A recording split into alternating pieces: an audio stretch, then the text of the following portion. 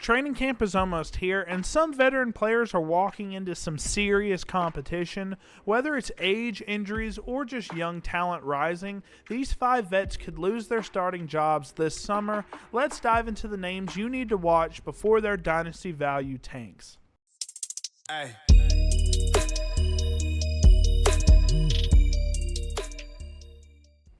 What's going on, guys? Before we get into the video, I just wanted to announce that every single Friday here on out, we're going to be doing a live show on Justin Paul Sports YouTube channel. So if you guys want to watch me break down film live, go over some of the rookies in this year's class, things like that, go check that out. I'll post a link to his channel and the live stream here in the description. Thank you guys for watching. Let's get back to the video.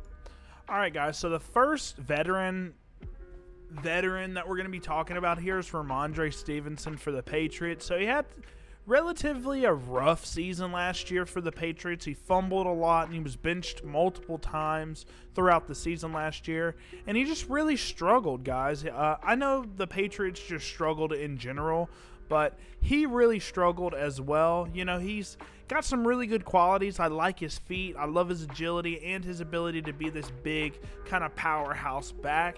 But with them drafting Travion Henderson in the second round, I do believe that he's going to be mainly a short yardage back and a goal line back at best now, because they invested significant draft capital in Travion Henderson, and I think he's going to get all of the high value carries. So at best, Rhamondre Stevenson for me right now is going to be this kind of worse David Montgomery in a way, and obviously the Lions offense is much better than the Patriots offense, or at least it's projected to be, scoring a lot more than the Patriots are. So I wouldn't expect very much from Rhamondre Stevenson, and I think his role is really going to thin out over the next couple seasons.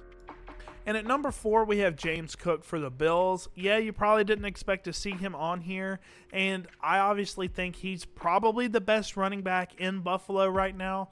But with his contract situation and him threatening to sit out, I don't think the Bills will pay him what he's wanting. I don't necessarily think he's good enough to make the money that James Cook is wanting either. So I would expect James Cook to sit out a little bit, and with Ray Davis looking super sharp in OTAs right now, guys, I think they're just going to roll with Ray Davis and Ty Johnson as their backs, and James Cook is going to kind of do the Le'Veon Bell in the New York Jets type of situation. So if you guys have James Cook, I don't really know what you're going to do with him right now. Maybe you can get a late first, early second out of him, since he's coming off this kind of weird season with him where he had a ton of touchdowns, but didn't really have the usage in my opinion. But he did have a ton of touchdowns, but throughout his career he hasn't been that much of a touchdown guy. So it's interesting. I think a lot of people are kind of low on James Cook, and I kind of share that sentiment. So with James Cook, guys, if you can trade him away right now, I probably would. But if you think a deal is going to get done with the Bills, then I guess you should hold him. But overall, I think he's going to slip down the depth chart just because he's going to be holding out. All right, guys, at number 3, it's Christian Watson for the Packers. And I loved Christian Watson coming out as a prospect. I don't know many people that didn't like him as a prospect, because he was this 6'4" guy that had all the athletic measurables in the world, had some solid production coming out of North Dakota State, but unfortunately, his NFL career has been riddled with injury. First, it was the hamstring problem that he seemed to have finally got figured out last offseason, and then finally he has the torn ACL fairly late in the season. So I don't expect him to play at all until maybe week 7-ish, week 8 if he rehabs well. And the Packers already drafted 2 wide receivers, guys. They drafted Matthew Golden in the first, who can also play the X position if he needs to. And then they drafted kind of a Christian Watson-like player in terms of the height, weight, and speed, in Savion Williams. Now, Savion Williams has his fair share of problems. He can't really catch the football, and he kind of projects more as like this multi-tool kind of Cordero Patterson type of player. But regardless, he's going to have a lot of competition already, and if he doesn't rehab well, he might be completely phased out of the offense immediately once he comes back healthy. So, guys, at number 2, it's Jakobi Meyers for the Raiders. And look, guys, he was nice in 2024. I'm not going to lie, but with the Raiders and how they brought in Brock Bowers last year, you know, Jakobi Meyers still finishes the wide receiver 19, but they brought in a guy that I really think is going to take away a lot from him in Jack Besh. I loved him as a prospect, and I think he projects as their X receiver, or he can play in the slot as well. I think that'll basically put Jakobi out to the Z. And then they drafted Dante Thornton Jr., who I believe is a very raw prospect, but if he figures it out, man, Jakobi Meyers is going to be like the 3rd or the 4th option in that offense. I don't think he's better than Jack Besh. I obviously don't think he's better than Brock Bowers.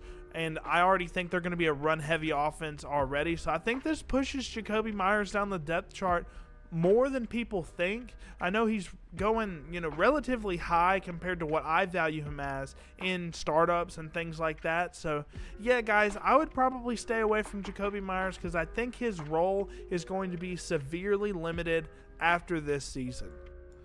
And at number 1, guys, it's James Conner for the Cardinals. And obviously, he had a fantastic year last year, finishing as the RB11, and it was the first season he really put together a completely healthy season. We've seen him throughout his NFL career struggle mightily with injuries. He just can't seem to stay healthy, and he finally did that this past season, and you can see his type of ceiling. Now, he's pretty limited, guys. He's fairly slow, right? He's not going to offer you much in terms of elusiveness, but he's got the power, the size, and he's pretty good out of the backfield as well. But with Trey Benson being way more explosive than him at this point in time, I think with the draft capital they spent on him last season, I think he's going to come in and take a little bit more from James Conner this year. I do expect James Conner to maybe still be the RB1 in this offense if he stays healthy. But I think Trey Benson is going to eat next year. And if you have him, guys, unless you just really believe in James Conner, I would highly suggest shipping him off if you're not a complete win-now team. And, you know, if you have Trey Benson, I think you should hold him because I think he's going to get a lot more work this season. These vets might still have name value, but in Dynasty, that doesn't always mean job security. If you're holding any of these guys, it might be time to shop them before training camp settles the depth chart. Let me know who you're fading this offseason, and don't forget to join the Bobby's Big Board Discord to keep the Dynasty convo going all offseason long. Hit that like button, sub if you're new, and I'll catch you guys in the next one. Hey.